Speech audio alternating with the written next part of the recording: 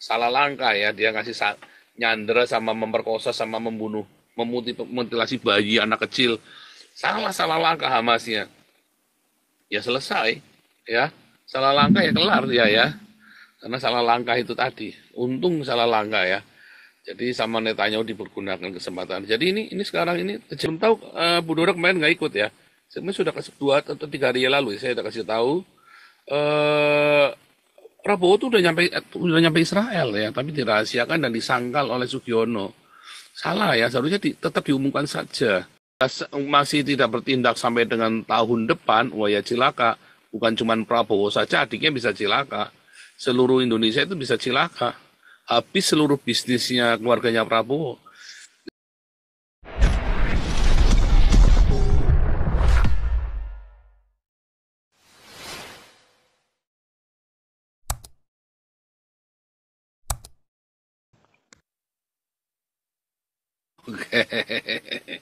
Jadi dari awal ya, waktu si Zelensky itu minta bantuan sama Putin udah ditolak, dimarahin ya. Kamu mau begini, nggak mau sudah. Wah, sampai si Zelensky teriak-teriak. Akhirnya yang mau dukung cuman si Macron sama si Starmer ya. Starmer sama Macron yang dukung si Zelensky.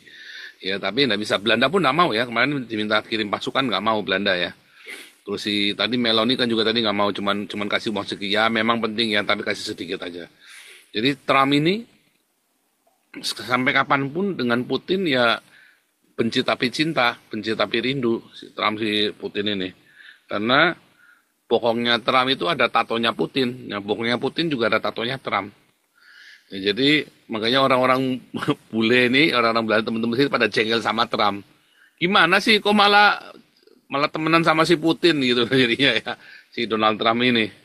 Nah, karena memang sebenarnya ada urusan, mereka itu punya urusan kerjaan si Trump sama Putin itu.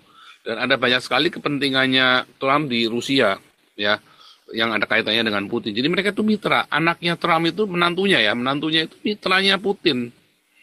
Ya, jadi dengan sendirinya nggak akan musuhan. Kalaupun gertak-gertakan begitu ya hanya gertakan-gertakan saja. Seperti itu Trump sama Netanyahu. Ya, benci tapi cinta. Jadi nggak bisa.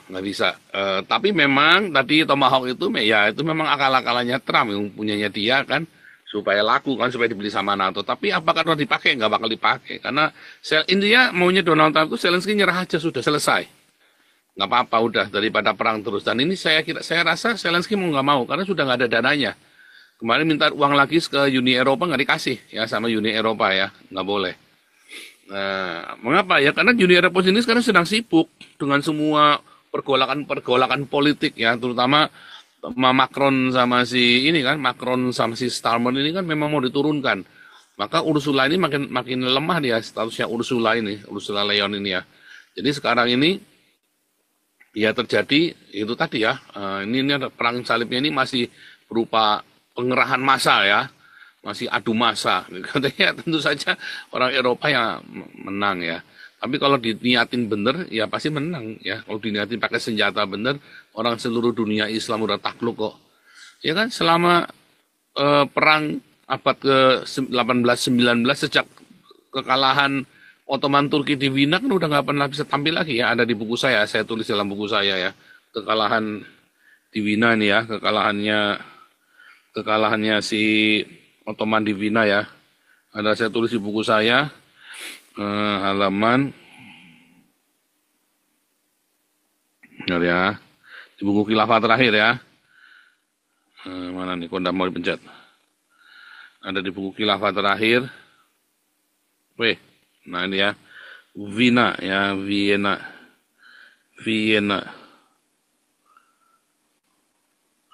Ini ya, halaman 89 ini ya. Ini ya, setelah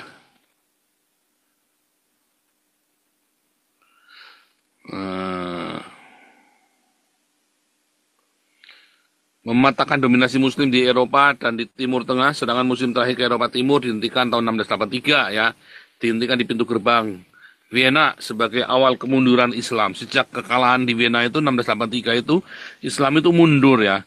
Lihat kebangkitan Eropa setelah era Perang Salib terus berpengaruh pada dunia Timur Tengah. Satu demi satu, kekhilafan Islam di semenanjung Arab ditaklukkan. Kekhilafan terakhir ditaklukkan Eropa adalah Ottoman Turki. Negara Arab menjadi begitu miskinnya, ya. Miskin ya, sampai salah satu penyebab kejahatan Ottoman Turki adalah masalah persaingan dagang dengan Eropa yang tidak teratasi. Ottoman mengalami kejatuhan dan resesi ekonomi sehingga harus bergantung pada Eropa Barat. Sebelum ditemukan minyak bumi di Arab tahun 1930-an, negara Islam lain, Arab Saudi misalnya, hanya bergantung pada perkebunan kurma dan ternak onta, itu ya, apa namanya, ekspor kencing onta itu ya. Menjadi begitu sangat miskinnya sehingga Raja Saudi, Ibnu Saud, berkata bahwa apabila ada seorang investor datang membawa 1 juta pon, maka orang tersebut akan memperoleh perizinan apapun yang diinginkan untuk negaranya. Ya, ini sudah saya tulis ya tahun 2016 yang lalu ya. Ini adalah tesis saya ya, tesis saya, bahan tesis saya itu ya. Ini saya tulis ya. Lalu sekarang ini setelah 100 tahun dari 9 kekalahan itu 1924-25, maka orang-orang Islam berusaha mengambil kembali, tapi nggak bisa ya, berat sekali ya. Pengarahannya ya kemarin itu ya, pengerahan Hamas itu ya. Wah itu sebetulnya sudah, wah Hamasnya salah langkah ya, dia ngasih nyandera sama memperkosa sama membunuh, memutilasi bayi anak kecil. Salah langkah Hamasnya. Ya selesai ya, salah langkah ya kelar ya. Karena salah langkah itu tadi. Untung salah langkah ya. Jadi sama Netanyahu dipergunakan kesempatan. Jadi ini sekarang ini terjadi ini ya, jadi pergolakan. Ada di buku saya Khilafah Terakhir ya, buku saya Khilafah Terakhir Penguasa Dunia ya kalau di ini edisi ke 4 ya, saya lupa ya. Ini sekarang sudah edisi ke 5 atau ke 6 ya, cetakan ke 5 atau ke 6 maksudnya ya, cetakan ke 5 atau ke 6. Udah habis ini kita nggak cetak lagi ya, habis ini kita nggak cetak lagi, buruan, karena saya rasa stoknya cuma tinggal 100 atau 200 buku saja ya. Buruan ya, ada di Shopee ya, Anda bisa order dari Shopee ya, Khilafah Terakhir ini ya. Ya silakan Ibu Dora. Pak Paul, Ya, Bu Dora. saya ingin bertanya ya ini ya, masih dalam ruang lingkup ini ya, perang apa ini ya, salib ini. Saya mau tanya, ini kan saya lihat bagaimana gerakan Islamophobia ini demo ya, demo di Indonesia yang berjilid-jilid yang pembenci apa Israel ini masih melakukan demo dan oligarknya masih memberikan santunan dana. Bahkan saya lihat sendiri bagaimana kerasnya media sosial ini memberitakan hoax.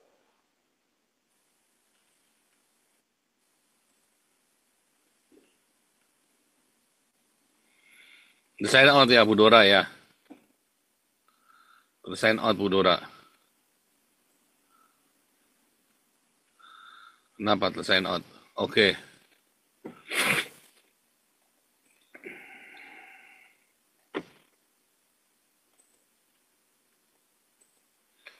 Bu Dora, mana nih tadi Bu Dora? Dinyalakan lagi mikrofonnya Bu Dora. Oke, Pak Paul.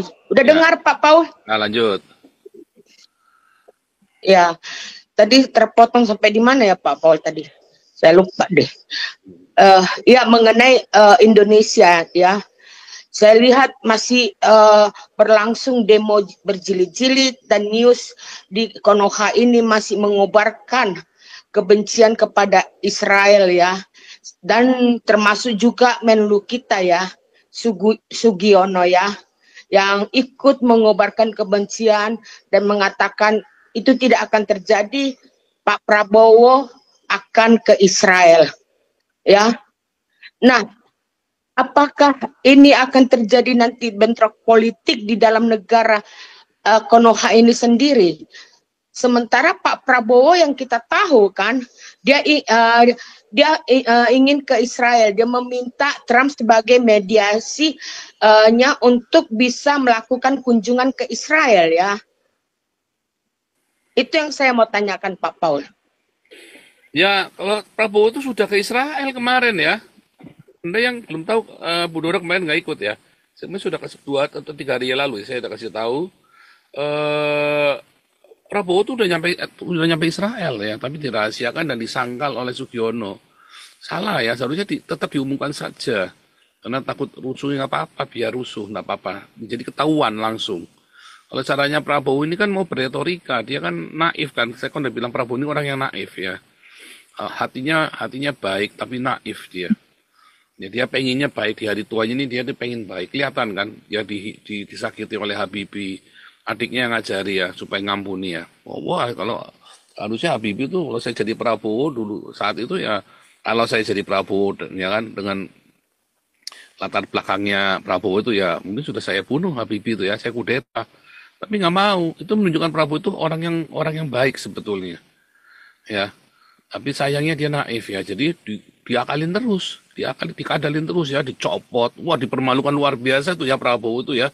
Dipermalukan dengan luar biasa oleh keluarganya Soeharto dan oleh Habibie dan oleh segenap rakyat Indonesia, membuat benar-benar mempermalukan dia, dituduh jadi penjahat lah, penculik lah, apalah segala macam semua ya. Kasusnya 98 dituduh dia yang dalangnya lah. Bukan Prabowo ya. Dalangnya bukan Prabowo. Ya, mungkin Wiranto. Ya kan?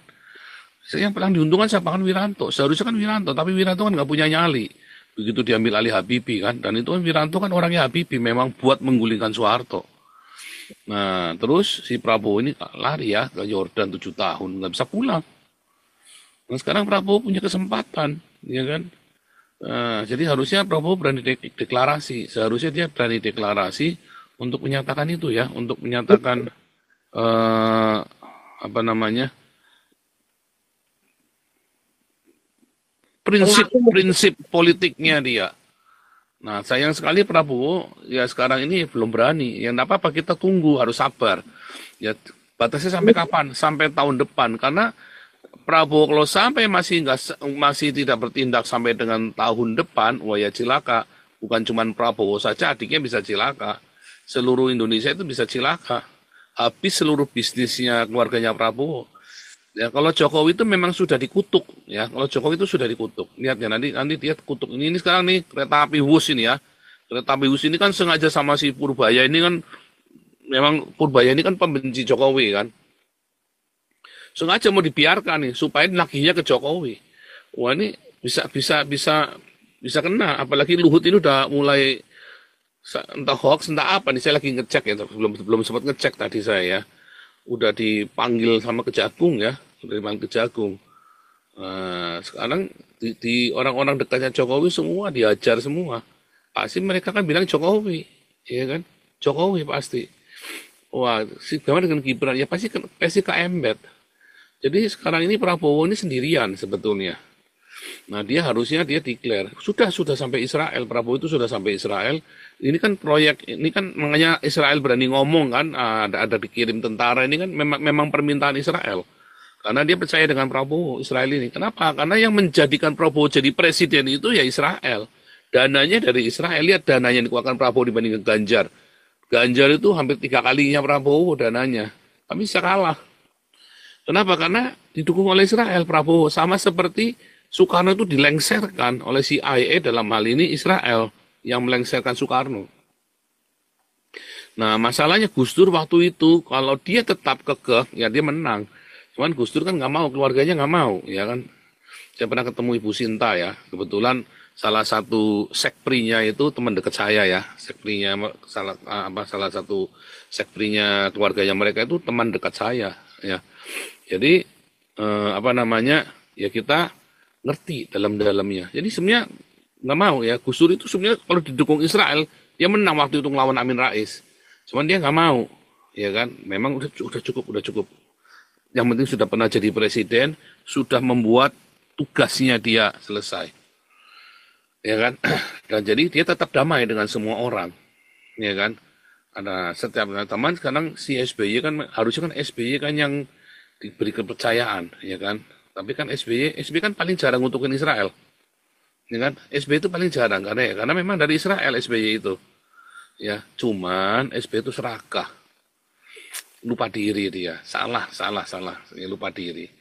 Jokowi ya di awal bagus ya, tapi akhirnya ya begitu kutuk mengutuk akhirnya ya Jokowi nanti presiden yang paling ngenes satu Soekarno, dua ya Jokowi ya ngenes ya Jokowi karena pengutuk ini saya gila-gilaan ya kan makanya sama Amerika kan nggak gubris Jokowi nggak digubris lihat Prabowo wah disambut sengaja ya didatengin sama sengaja khusus ya datengin Jokowi ya datengin Prabowo wah saya kaget tuh wah berarti bener nih nah, berarti Prabowo itu memang deal makanya kan suaranya dibocorin disandra kan sengaja disandra dibocorin suaranya supaya seluruh rakyat Indonesia sudah tahu nah tadi Bu Dora tanya ya nggak Prabowo-nya naif gitu loh Prabowo-nya naif sekali aduh saya bilang sudah dikasih kode loh, pasti akan didukung sama Amerika sama Israel. Israel sudah kasih kode keras. Ya harusnya ini Indonesia tahun depan lolos. Harusnya Indonesia tahun depan lolos. Ya ini kalau Prabowo berani ya. Masalahnya berani nggak? Nah, itu loh Bu Dora. Ya, oke ini ada komandan kita. Suara komandan masuk nih Bu Dora. Oh sudah jadi co-host. Suara komandan masuk. Lalu nanti siapa saja boleh nyusul ya masuk ya. Suara komandan silakan. Iya, Pak Paul. Selamat malam semuanya. Selamat malam, Pak Komandan. Iya. Jadi kalau perang salib kayak